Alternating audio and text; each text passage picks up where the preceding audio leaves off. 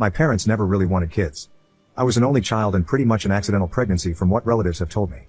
My childhood was initially good, but after I started growing out of the cute and adorable phase, my parents were less inclined to spend time with me. They both worked and had their own business that they started together. That business was their life, and I always came second to it.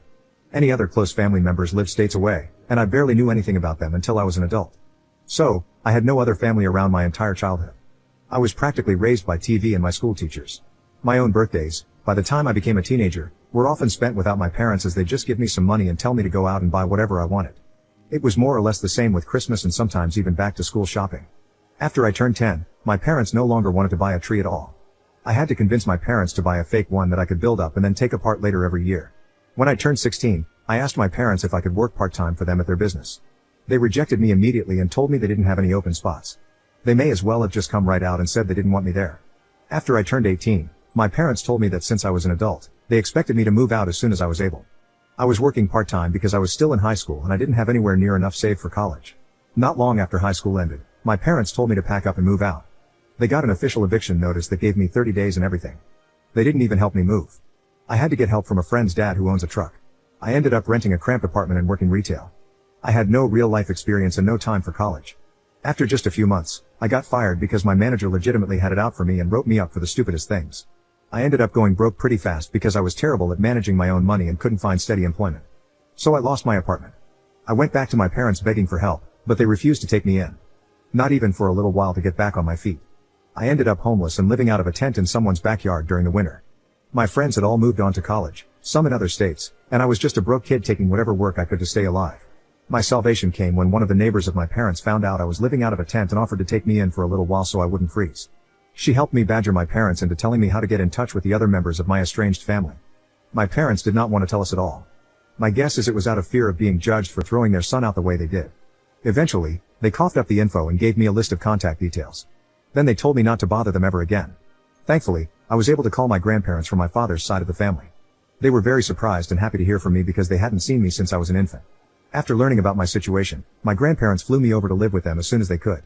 They basically adopted me. My parents didn't even see me off at the airport despite being invited to. I had zero contact with them for pretty much a decade. My grandparents said they despised my parents for treating me so poorly and legally disowned them by striking them from their wills. I'm told my parents were not happy to hear that. However, I figured it didn't really matter because they were plenty well off and didn't need anything from my grandparents. How wrong that statement turned out to be. After about a year of living with my grandparents, I was able to afford community college.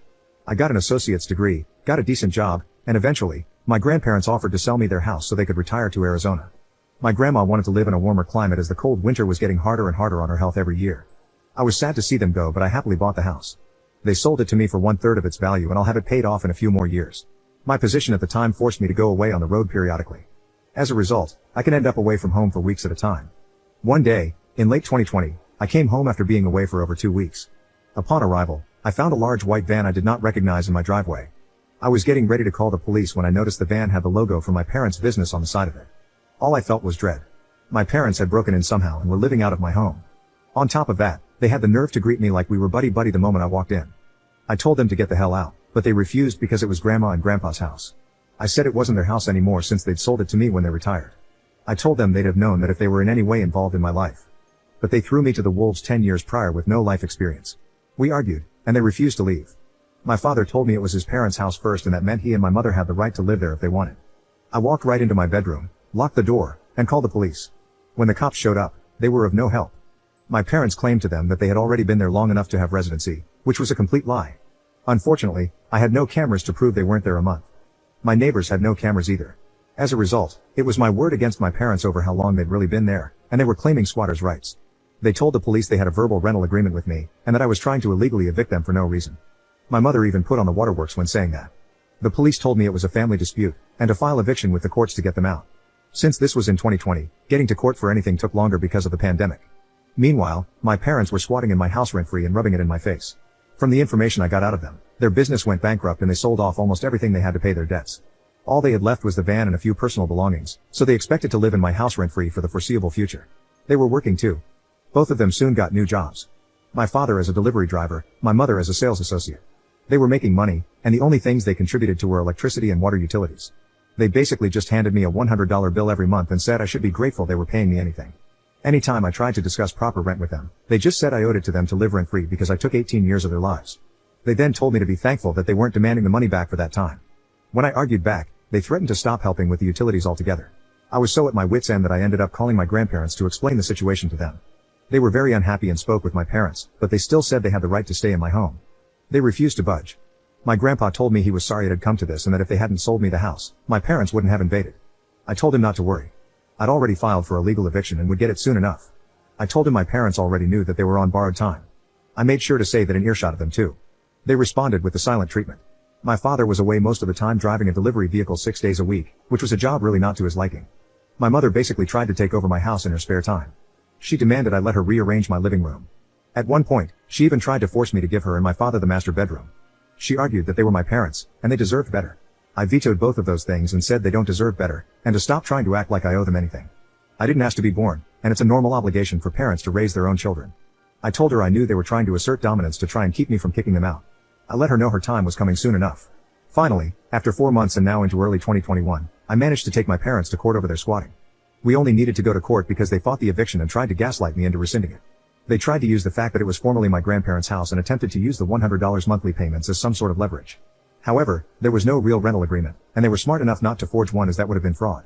In the end, the judge ordered that they needed to be out in a maximum of 30 days because they have zero claim on my house. After court, they confronted me and said they were disappointed in me for kicking out my own flesh and blood. I couldn't help but laugh. I called them hypocrites because that's exactly what they did to me without a care in the world for my well-being. They had no love for me, so I have no love for them. I owed them nothing. They just tried to act like everything that was mine was theirs, but they had no right to call themselves my parents because they've never really acted like it. I called them a pair of snobby, lying, and now broke narcissists to their faces, then told them to get their affairs in order. They knew I wouldn't hesitate to call the police if they didn't leave my house when the 30 days were over.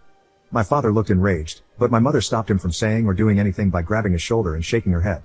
He sneered at me and walked away. I just laughed in his face. They eventually left, but not without a lot of difficulty. That final month was spent with them either guilting me to try and make me change my mind or completely ignoring me. I put up a calendar in the living room and checked off each day before they had to leave with a red marker. The exact day they were to be out was marked with a big red circle. I still remember that final day was March 2nd.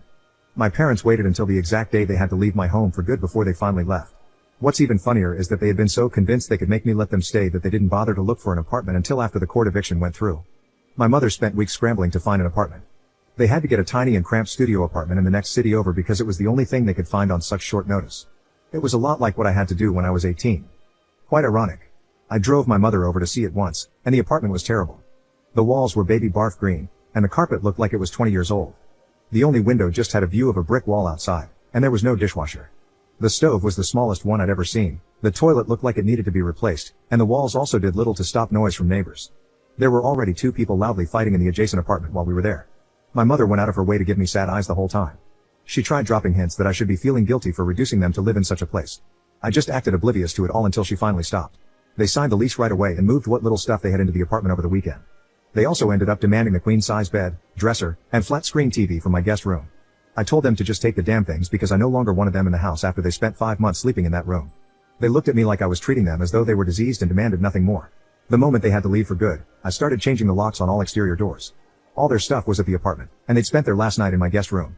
When the move was finally over, they watched me start ripping the old lock off the front door as they were getting into the van. They said nothing, I said nothing. They just sat and watched me for a while until I had the new doorknob on. Then they finally left. I breathed a massive sigh of relief the second that van went down the road.